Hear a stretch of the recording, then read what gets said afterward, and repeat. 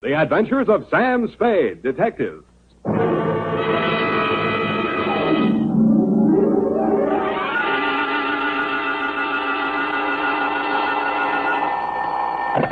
Sam Spade Detective Agency. Hello, sweetheart. It's only me. Oh, Sam. Why so modest? Women, Effie.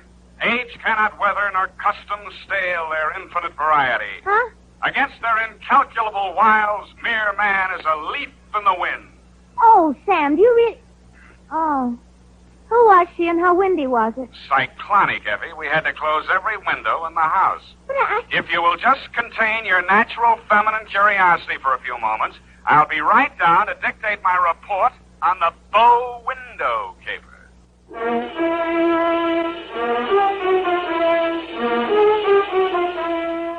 Dashiell Hammett, America's leading detective fiction writer and creator of Sam Spade, the hard-boiled private eye, and William Spear, radio's outstanding producer-director of mystery and crime drama, join their talents to make your hair stand on end with the Adventures of Sam Spade. And now, with Howard Duff starring as Spade, the greatest private detective of them all in The Adventures of Sam Spade.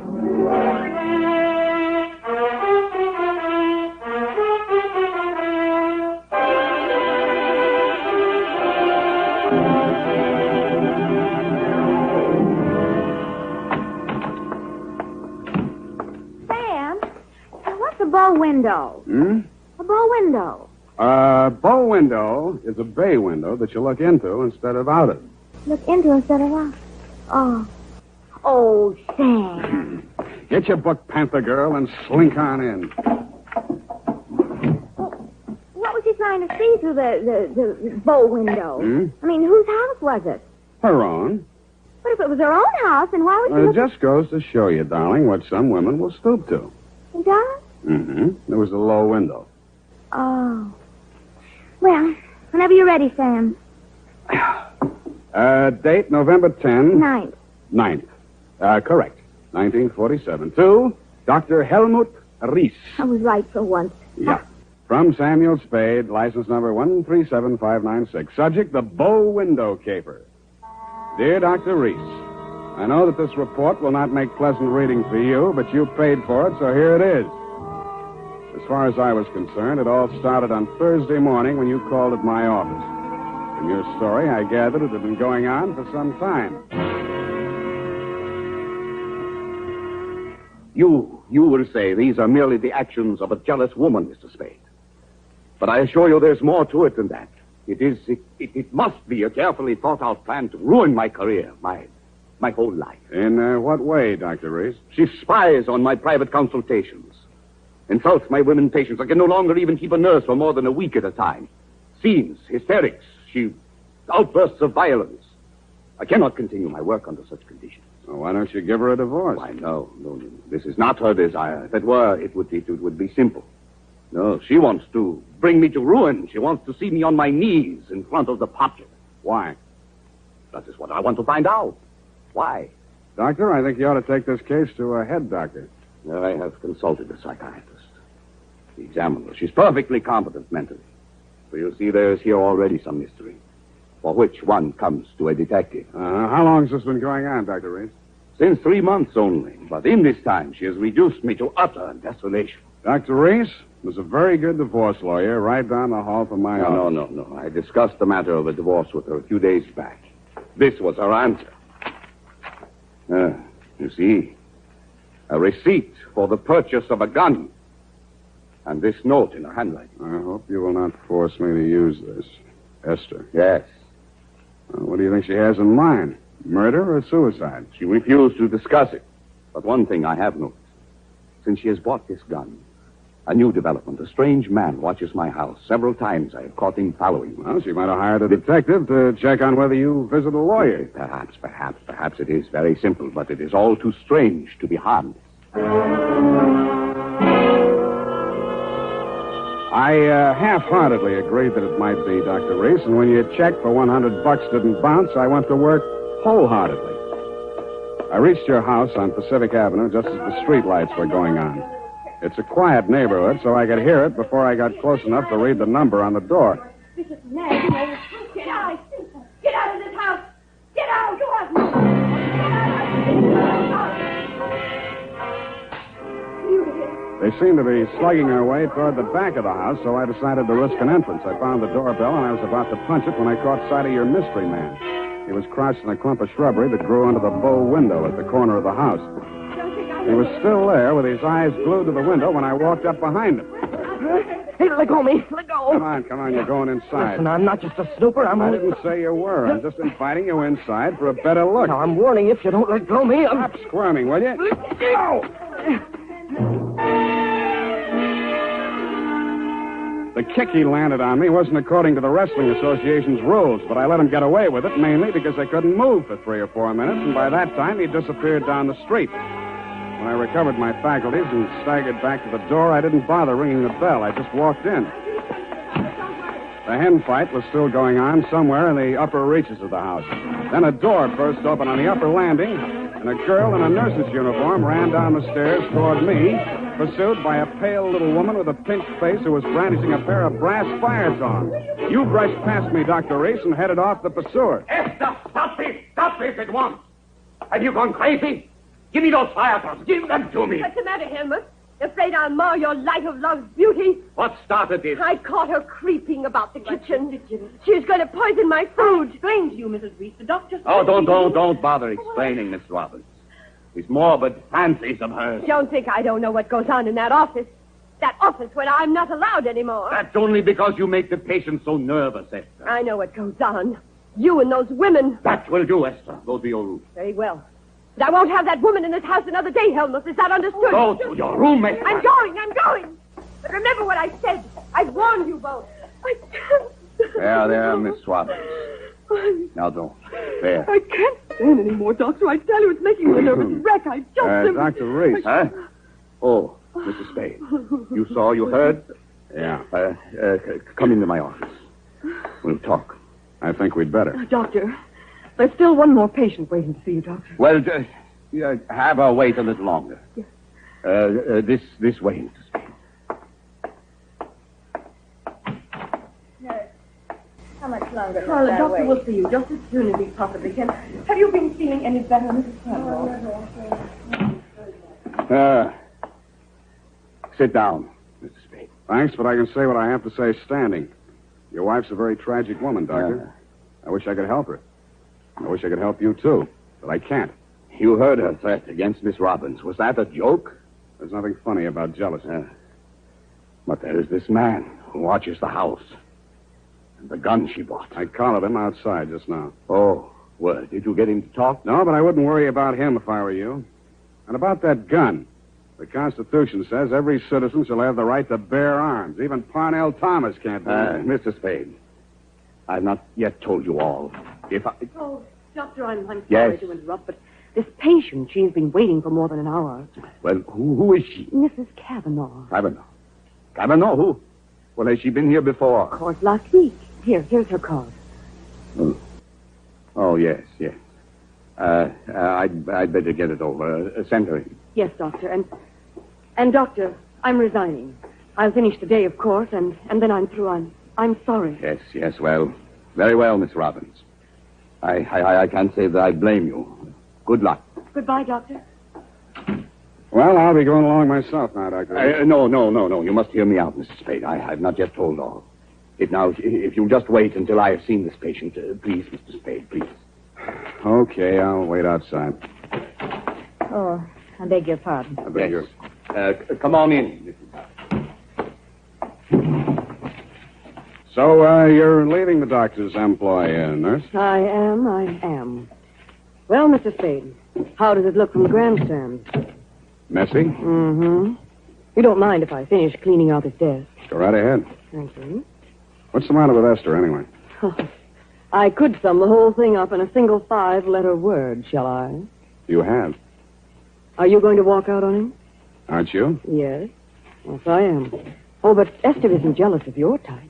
If you don't mind my mentioning it. I feel heartened to think that you noticed I was different. Oh, I did, Mr. Spade. I really did. You don't seem particularly nursey to me, either. I'm not. My, you have a fast pulse, Mr. Spade. Yes, I've been feeling very weak the last few minutes. I need care. Oh, you know, You don't eat enough apples, Mr. Spade. Well, I guess I finished. Oh, there's that old compact. I wonder... Mr. Spade, will you tell the doctor I've left and thank him for me again? Aren't you going to see him before you go? No, I'm not. He'd only begged me to stay, and it's simply out of the question. Oh, the poor guy. I just don't know what I'd do if I were in his place. For you, Mr. Spade.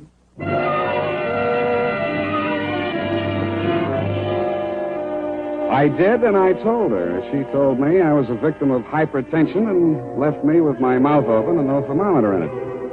5 minutes after she'd gone out through the front entrance, your wife came down the stairs, looking knowingly at me and the door to the doctor's office, and left by the same route.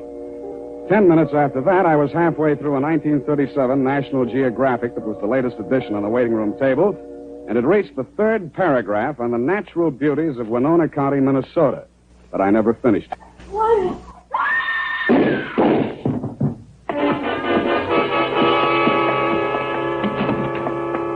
The first thing I saw when I entered the room was Mrs. Cavanaugh, your patient. Why? Why did we do it? You, doctor, were standing over her, nervously twitching off the rubber glove from your right hand. You tested her throat for pulse, then listened to a stethoscope. It was purely a formality. One of the .38 caliber slugs had entered the right temple. The other had torn through the base of the skull.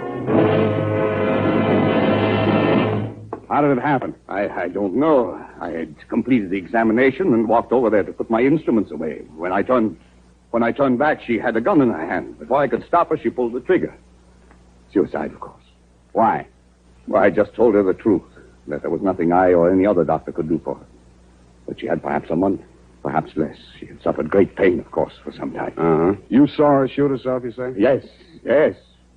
The gun, she took it out of my desk drawer. I'd removed it from my wife's room earlier today. I see. Well, doctor, this is the neatest suicide I ever saw. No powder burns, and from the way she's lying, she must have shot herself from the direction of that window, at least 10 feet away. She screamed before the shots were fired and had time to fire a second bullet into her head and throw the gun across the room before she fell. Well, Helmut, at last it's happened, hasn't it? Esther, leave this room. I told Helmut one of the husbands would catch up with him. Pretty, wasn't she? I don't remember this one.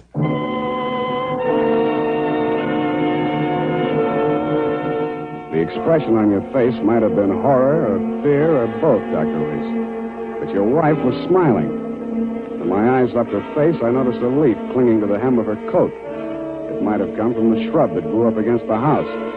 And her shoes were splotched with mud that could have and probably did come from the cultivated flower bed just outside the bow window.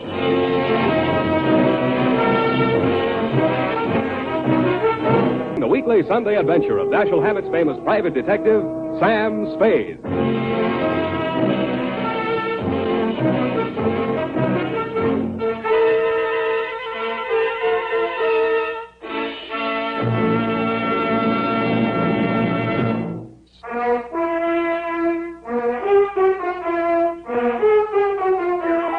And now back to the bow window caper. Tonight's adventure with Sam Spade.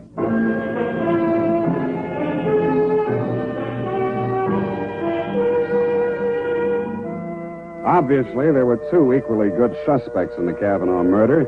Either your wife had killed her in a jealous rage, or you'd killed her with your wife's gun to frame her for the murder. I decided to let the police worry it out and went home to bed. The morning headlines were a bit of a surprise. Nurse sought in shooting of mystery woman. Item. The cops had found Celeste Robbins' fingerprints all over the murder gun. And item. Mrs. Cavanaugh, the murdered woman, had given a vacant lot as her address, and her body was lying unclaimed at the morgue. I decided to pay her a visit.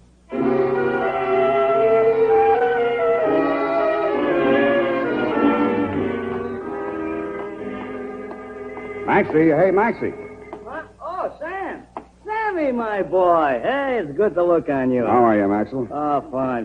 What brings you here, Sam? The Cavanaugh woman. The Cavanaugh, huh? Let's see who's with us today.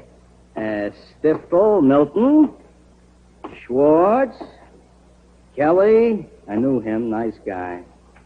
Feige. Aha, Cavanaugh. Rose. Hello, Rose. Hey, Sam, don't you want to look at Rose? No, I've seen her. Yeah, just checked her back in. Autopsy. Say, you do collect queer ones, Sam. Now, you take her. Why would anybody in the world knock her off? In her condition, all he needed to do was wait. A month, couple of weeks. Bad as that, huh? Worse. Anybody claim her yet? Well, that... Hello. Something we can do for you? My name is Kavanaugh. I come for my wife. He was standing with his back to me, and I didn't get a good look at his face until he walked over to the desk with Master. The voice tipped me even before I saw the face. It was the man I'd caught outside your office window less than half an hour before the murder. If he recognized me, he didn't let it show. I waited while he went in with Maxie. When he came out, there were tears streaming down his face. I'd been waiting for two reasons. I had some questions to ask him, and I had wanted to pay back that jolt he'd given me the night before. I left without doing either.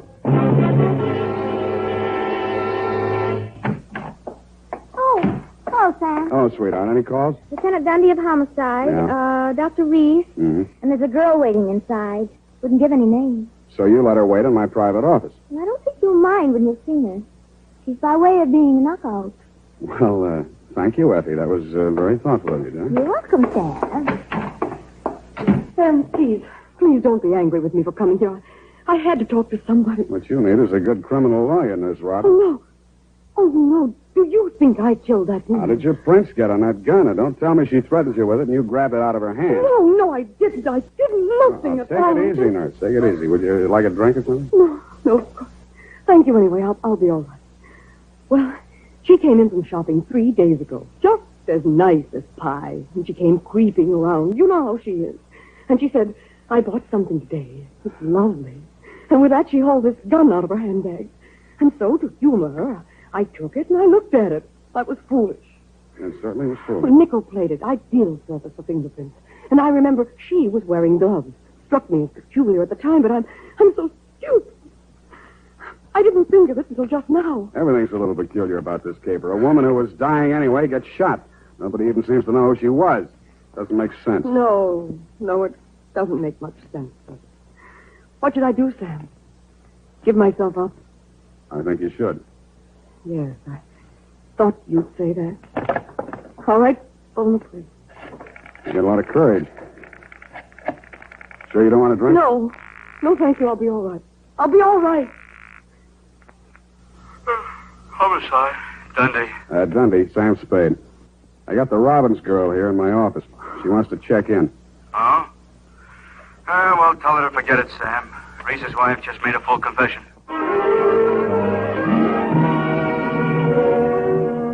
That tore it. In my anxiety to see how you were bearing up under the shock, Doctor, I blew $1.50 of your money on a taxi all the way out to your address on Pacific Avenue. To my astonishment, you were wearing a look of real distress. I don't understand, Mr. Spade. This confessing, it's not like her. It's all too strange to be harmless. Dr. Reed, I'd like to talk to you alone. Do you mind, Mr. Spade? Go right ahead.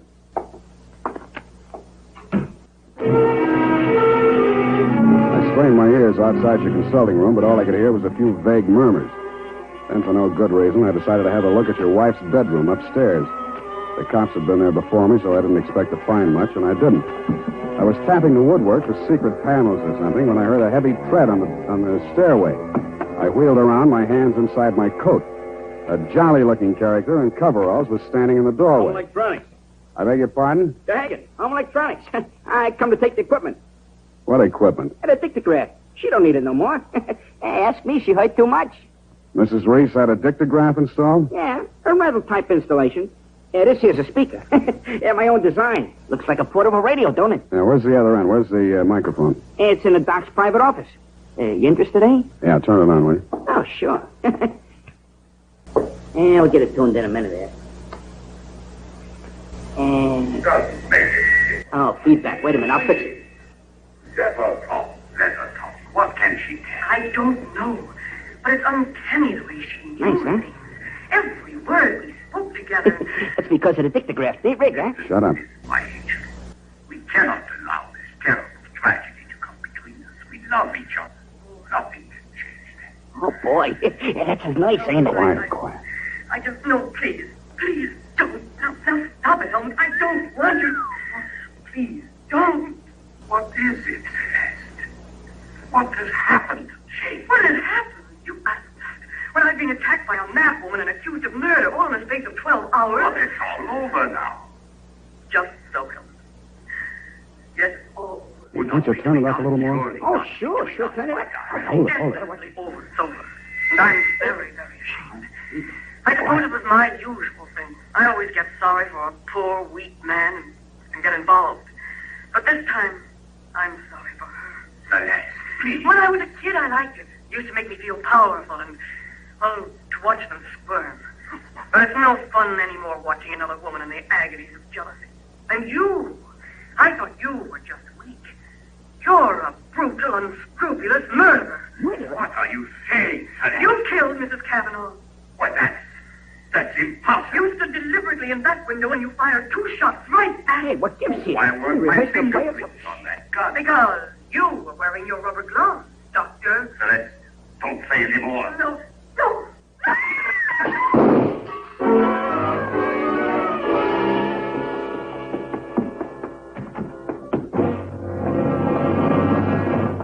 Here, help me. Help me get his shirt off, Mr. Spade. He's been shot. Who shot him, you? Through the window, the same man, the one who watched the house. Hold this tourniquet tight, please. Nothing. A flesh wound. His aim was bad. Yeah, too bad. Cavanaugh, you still out there? You got nothing to worry about. He's still alive. I missed him. Give me a hand. Come on. That's it. I missed him. That was lucky. You're taking the rap for your wife's murder, too, if you're a better shot. He did it. He killed my wife. I was at the window. I saw him.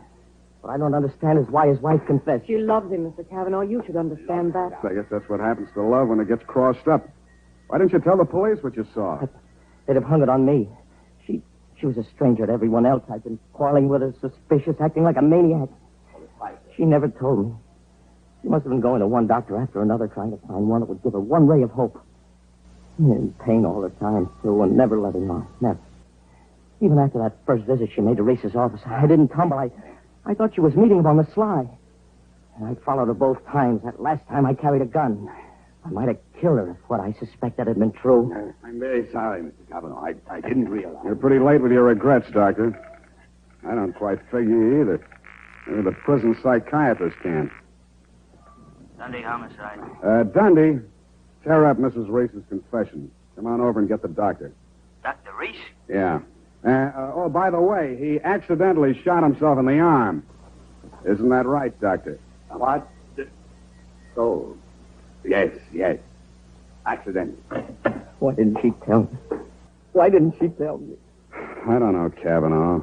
Women, sometimes they make too much sense, or we don't make enough, or maybe we're all crazy.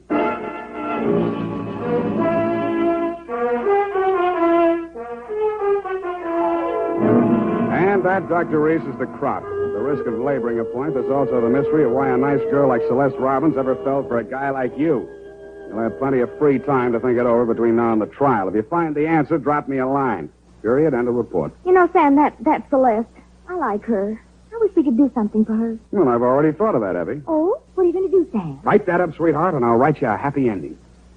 Oh, here's the report, Sam. Do you want to read it over? I do not. File it under F, for forget. About that poor Celeste, Sam. Oh, yeah. Well, I made a date with Celeste to take her dancing tomorrow night. She needs cheering up, you know. Oh, what for?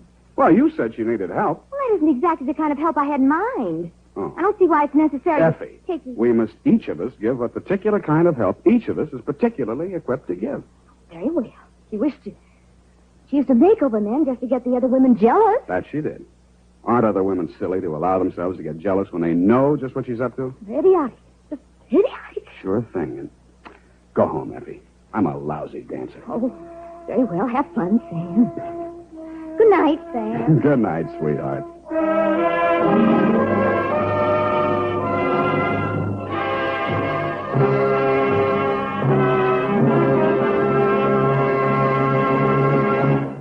The Adventures of Sam Spade, Dashiell Hammett's famous private detective, are produced and directed by William Spear. Sam Spade is played by Howard Duff. Lorene Tuttle is Effie. The Adventures of Sam Spade are written for radio by Bob Tallman and Gil Dowd, with musical direction by Lud Gluskin. This is Dick Joy, reminding you that next Sunday, author Dashiell Hammett and producer William Spear join forces for another adventure with Sam Spade.